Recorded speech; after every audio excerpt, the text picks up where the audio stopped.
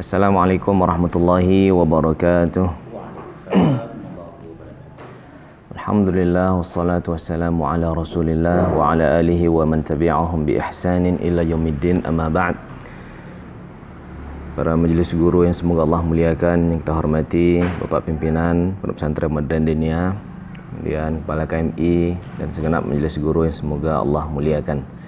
Alhamdulillah, pada kesempatan pagi hari ini kita kembali berjumpa dalam agenda briefing pagi atau motivasi pagi, sekaligus kita isi dengan menambah sedikit atau mengulang-ulang kajian kita mengenai ulumul Quran.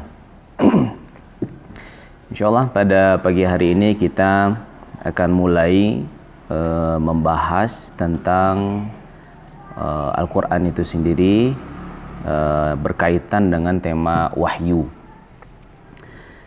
Jadi Al-Quran dia merupakan wahyu daripada Allah Subhanahu wa ta'ala. Wahyu asalnya itu dari kata bahasa Arab al-wahyu. Dan wahyu kalau kita lihat secara bahasa, dia memiliki beberapa makna, beberapa arti. Yang mungkin saja wahyu itu kalau kita pahami secara bahasa, dia mungkin saja turun kepada selain daripada Nabi dan Rasul. Pertama kita lihat, misalkan berdasarkan daripada surah Qasas, misalkan wa auhayna ila ummi Musa, dan kemudian Allah mewahyukan kepada ibunya Musa agar menyusui anaknya. Jadi kata wahyu di sini secara bahasa dia berarti ilham. Jadi Allah mengilhamkan kepada ibu Musa agar menyusui anaknya. Kemudian mengilhamkan juga untuk kemudian melemparkan anaknya ke sungai, karena ada kegiatan Fir'aun ketika itu untuk membumi hanguskan semua bayi laki-laki yang lahir. Jadi wahyu secara bahasa dia bisa berarti mengilhamkan. Kita berikan ilham, dan ini bisa saja terjadi kepada orang-orang zaman sekarang. Jadi orang-orang soleh yang menjadi pilihan daripada Allah, orang-orang tertentu mendapatkan ilham, ketenangan di hati, bisikan di dalam jiwanya untuk melakukan suatu hal kebaikan. Jadi wahyu bisa secara bahasa, kita sekali lagi, bisa terjadi kepada selain Nabi dan Rasul. Kemudian wahyu juga bisa berarti secara bahasa disebut insting. Ya, insting yang terjadi pada hewan-hewan misalkan.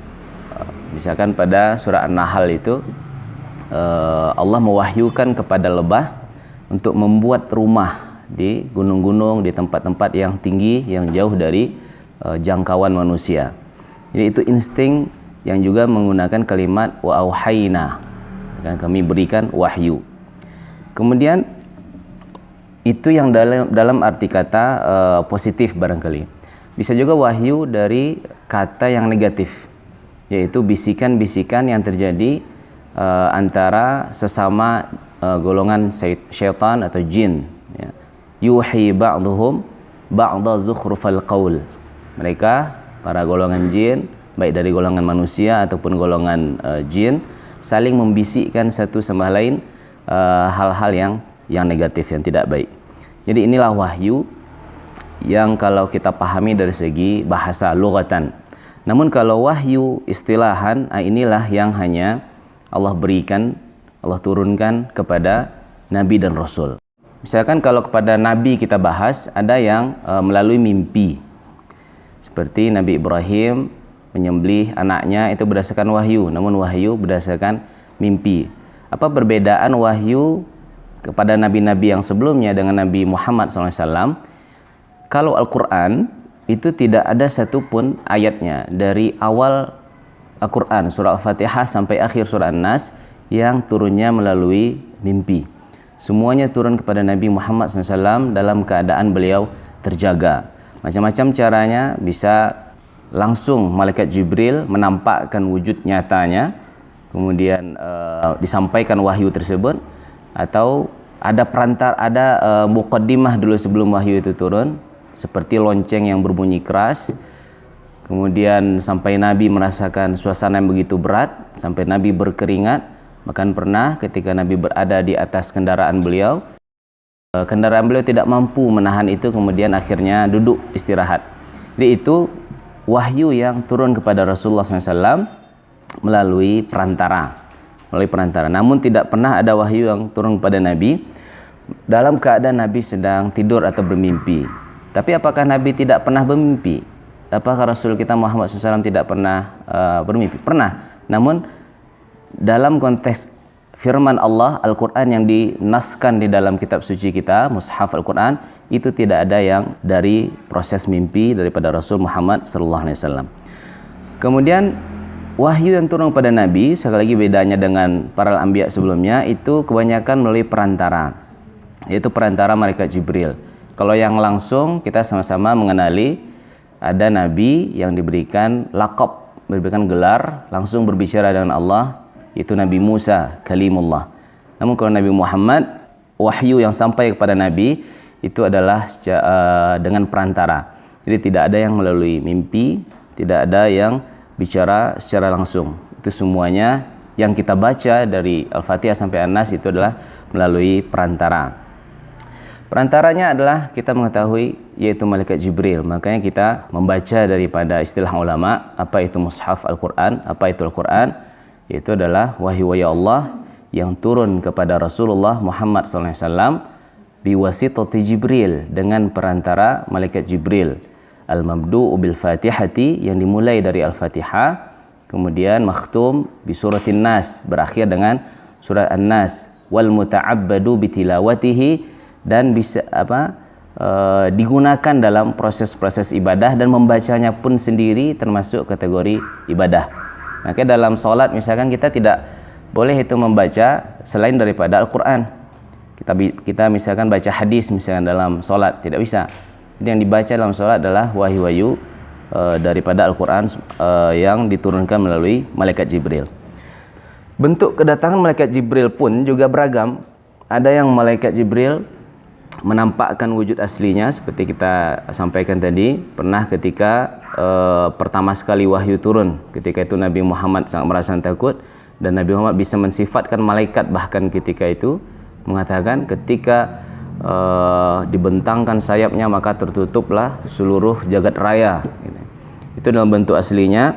Namun pernah juga malaikat dengan datang kepada Nabi dalam bentuk wujud manusia, ya, atau bahasa kitanya menjelma lah seperti manusia gitu. Jadi bukan memasuki manusia yang sudah ada atau merasuki jiwa yang sudah ada kemudian datang pada Nabi, tidak. Jadi itu tidak boleh dalam syariat kita. Makanya kalau ada jin merasuki manusia, merasuki makhluk yang lain, itu sudah merupakan pelanggaran dalam syariat. Jadi malaikat Jibril datang menyerupai manusia, ya, yang baru atau menjelma, kemudian menyampaikan firman Allah kepada Rasulullah Muhammad SAW. Salah satu ceritanya, kita mungkin pernah membaca sebuah hadis yang sangat panjang berkaitan tentang iman, Islam, iman dan ihsan. Bagaimana ketika itu malaikat mendatangi Nabi, malaikat datang dengan pakaian yang putih, serba putih, kemudian mendatangi Nabi dengan rambut yang sangat hitam, dan kemudian sahabat mengatakan tidak ada di antara kami yang mengenali laki-laki ini. Padahal pakaiannya sangat putih, tidak ada nampak bukti dia datang dari tempat yang jauh. Artinya dia kemungkinan besar adalah orang dekat di situ. Tapi satu sahabat pun tidak mengenalinya. Makanya ketika itu Rasul mengatakan kepada sahabat, dan spesifik kepada Umar, karena hadis ini diriwayatkan oleh Umar, wahai Umar, atadri manis sa'il, apakah kamu tahu siapa tadi yang bertanya? Siapa tadi sebenarnya, meskipun dia bertanya, dia sedang menyampaikan suatu berita gitu. Tahukah kamu siapa yang bertanya? Allahu wa rasuluhu a'lam. Jadi kebiasaan sahabat begini, kalau tidak mengetahui, tidak memandai-mandai dengan mengarang-arang cerita, namun memasrahkan semua jawabannya Allahu wa rasuluhu a'lam. Kemudian Rasul mengatakan, fa innahu Jibril atakum yu'allimukum dinakum. Sesungguhnya dia adalah malaikat Jibril yang datang kepada kalian untuk mengajarkan kepada kalian perkara tentang agama. Jadi malaikat bisa datang dalam bentuk manusia, ya, dalam bentuk menyerupai manusia, tidak selalu menampakkan wujud asli daripada malaikat tersebut. Kemudian kalau kita lihat dari perspektif tentang Al-Quran, bisa kita simpulkan setidaknya ada 4 dimensi kita dalam melihat Al-Quran itu sendiri.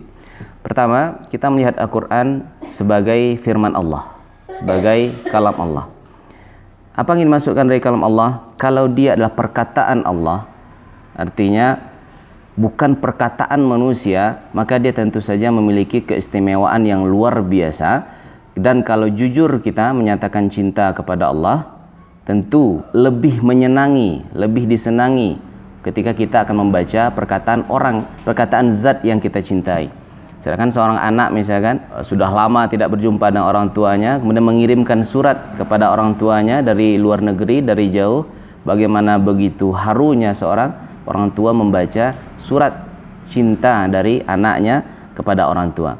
Jadi kalam Allah bukan kalam yang lain. Jadi tidak ada di sini ikut campur tangannya. Jangankan Nabi Muhammad mengarang-arang cerita, ya, mengarang-arang tentang Al-Quran. Karena ini yang dituduhkan kepada Nabi Muhammad. Dia itu adalah seorang pendusta, penyihir. Malaikat Jibril sekalipun tidak punya andil dalam menyusun Al-Quran ini. Jadi dia turunnya daripada Allah. Malaikat Jibril hanya sebagai perantara dan tidak pernah merubah atau menambah, bahkan mengurangi satu kata, satu huruf pun dari Al-Quran. Maka itulah diberi gelar beliau dengan sebutan Ruhul Amin, ya, roh yang atau malaikat yang sangat dipercaya. Kemudian yang kedua, dia adalah sebagai kalau kita misalkan di dunia ini ada orang menjadi PNS, pegawai negeri sipil atau ASN, itu bisa resmi sebagai ASN kapan? Ketika ada yang melantik, dan melantik itu membacakan namanya surat keputusan, dibacakan SK. Jadi Al-Quran dia merupakan seperti SK lah, atau surat keputusan untuk melantik bahwasanya seorang Muhammad yang dulunya hanya manusia biasa, bashar, kemudian menjadi seorang nabi dan rasul. Jadi itu adalah wahyu yang berfungsi sekaligus menyatakan bahwasanya Muhammad sekarang adalah rasul daripada Allah Subhanahu wa taala. Karena dia manusia biasa sebelumnya, seperti Abu Bakar, seperti Umar. Namun ketika wahyu diberikan, maka otomatis itu pelantikan dari Allah secara resmi, beliau sebagai Rasulullah. Wa ma Muhammadun illa rasul qad khalat min qablihi rusul. Tidaklah Muhammad itu melainkan hanya seorang rasul utusan Allah, dan sudah ada sebelumnya rasul-rasul yang diutus oleh Allah kepada setiap umat. Yang ketiga, perspektif yang ketiga, kita melihat Al-Quran dia sebagai mukjizat, ya, sebagai mukjizat. Dan ini berlaku sepanjang masa, bukan mukjizat di zaman Nabi diutus, ya. Dia berlaku sepanjang masa, bahkan sampai berapa ribu tahun kemudian kiamat belum terjadi, asalkan kiamat belum terjadi, maka dia tetap menjadi mukjizat. Apa artinya mukjizat? Mukjizat yang menantang semua makhluk yang ada pada zaman itu untuk menghadirkan seperti Al-Quran.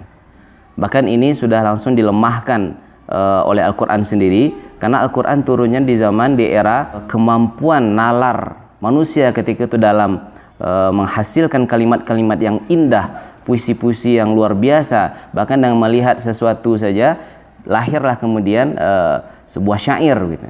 Ya, kita mungkin pernah baca, dan di Muthala'ah kelas 5 juga ada judulnya, seorang bapak diadukan oleh seorang anaknya, mengatakan, wahai Rasul, bapak saya sudah mencuri uang saya, gimana nih Rasul, gitu kan?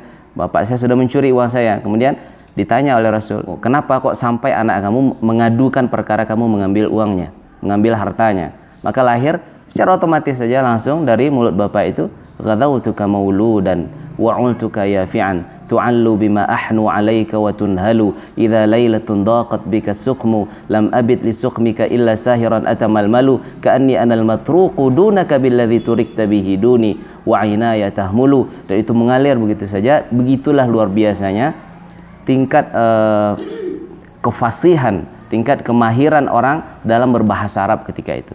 Namun ketika itu juga Al-Quran hadir dalam menantang kemampuan bahasa orang yang luar biasa di era itu.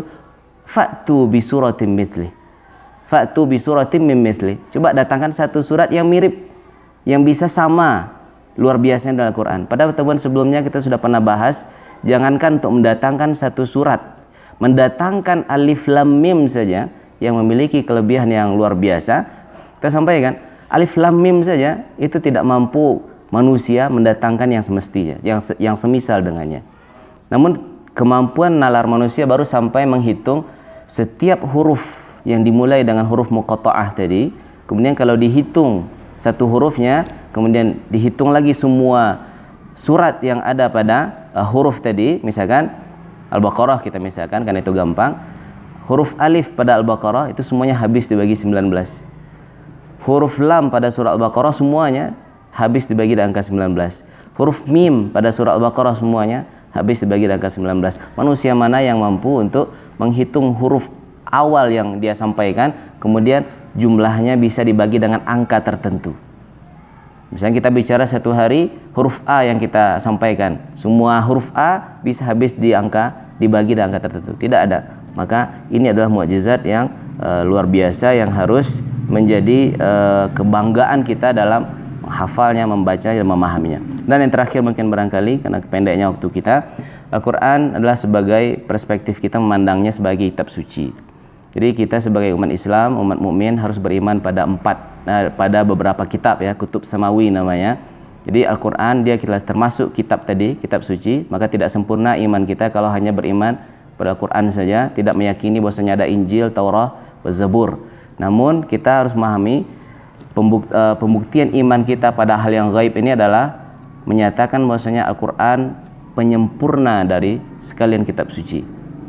Mungkin pembahasan yang akan datang kita akan bicara lebih detail tentang kitab suci, termasuk kelebihan tanpa ingin merendahkan kitab-kitab suci yang lain, termasuk kelebihan apa yang ada dalam Quran dan perbedaan antara Quran dengan Zabur, Taurat dan Injil.